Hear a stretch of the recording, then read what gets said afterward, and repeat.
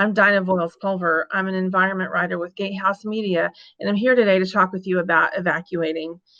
When a massive hurricane is approaching the coast, we're often asked to decide whether we stay or whether we go. They're complicated decisions that involve financial obligations, they involve family members, pets, and sometimes the decisions can be really tough.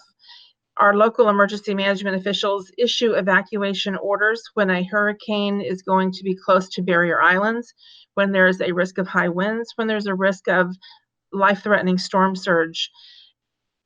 When you're looking at making that decision, there are a couple of things that it helps to know. It helps to make the decision in advance of whether or not you might evacuate if a hurricane is coming. One of the tools that you can use to do that is consult your local flood zone map and look at your county's evacuation zones. If you live in a county evacuation zone where you are almost always going to be asked to evacuate, it's good to know that. It's good to know if you're at risk because of the rising sea as the storm surge pushes in from a hurricane, or if you're at risk of high winds. Oftentimes along the Florida coast, many mobile home owners are asked to leave even if they are not directly on the beach or on a barrier island, and that's because mobile homes cannot withstand the high winds that come in from a hurricane. Local emergency managers all along the coast say that the critical element for people is what they feel comfortable with. If you are confident that your home was securely built, that it's not in a flood zone, that the storm surge is not going to rise up around your home, then you are probably safe to stay put as long as you're outside of the mandatory evacuation area. If you're in a mandatory evacuation, they strongly advise you to get out. Don't wait. Don't put it off, and don't take the chance that you might get trapped and need someone to come and rescue you, because they always tell people that if the high winds get to be too high, there always reaches a point where first responders cannot get to you. So this is a time before a storm arrives that you really want to know your property, know your risk, and be prepared. If you're going to stay put in your home, it's good. Now they advise us to have 5 to 7 days of water, food, medical supplies, pet supplies, everything we need to take care of our little families. You kind of become an island unto yourself in the days after hurricane if the damage is bad, if there's storm surge and parts of our neighborhoods and barrier islands are cut off. There are a lot of reasons why you might be needing to be kind of self-sufficient for a few days until things start getting back to normal again. Your local emergency management offices are always happy to provide information about your potential, what your risks are in the areas where you live. Most of our counties along the southeastern coast of the U.S. have special needs registries where people who are living in a home and they're medically dependent on electricity.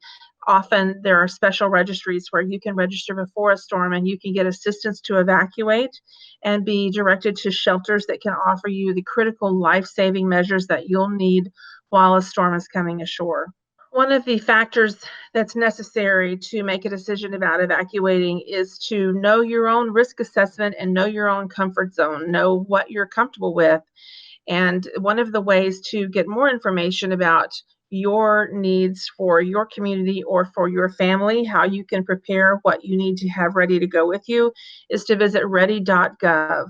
Ready.gov has a page devoted to hurricane evacuations with lots of good information. One of the questions that comes up for people always whenever a hurricane evacuation is ordered by a local government is whether or not people who live outside the evacuation order should leave or not. It kind of comes down to a question of what you feel comfortable with, how safe you feel. If emergency managers say that if you do not feel safe, then you should plan to evacuate, but not at the last minute. They encourage evacuations to take place early. Waiting until the storm is almost upon you creates a hazard that can put lives at stake. People can be trapped on highways. People can be trapped by rising water. We've seen that with some of the storms that have come through over the last few years, including the terrible flooding that occurred in North Carolina. Better to make the decision early, get out before the storm arrives, before the water arrives, before the high winds arrive. One of the great places to get information about what will be happening in your local area is to consult your National Weather Service website. Your National Weather Service office will have a text product on their website called the Hurricane Local Statement. The Hurricane Local Statement from the National Weather Service gives plenty of information that can help you make good choices. They have advisories that spell out how much rain there may be, what the flooding potential is, what the storm surge will be, where the storm surge may strike, when it may strike, and how high the winds are going to be. With these kinds of critical information pieces, you can make the choices that help protect your family.